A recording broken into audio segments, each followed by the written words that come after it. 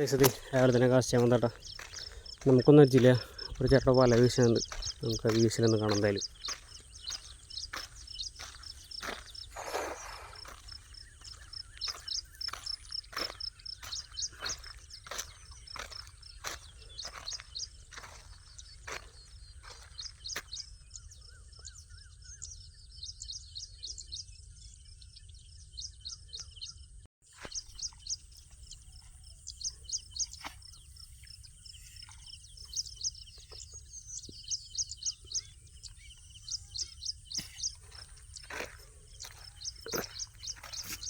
ഒന്നുമില്ലല്ലേ?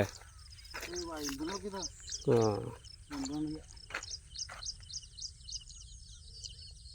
ഇപ്പം നമ്മൾ സ്ഥിരം സ്പോട്ട് തന്നെയാണ്.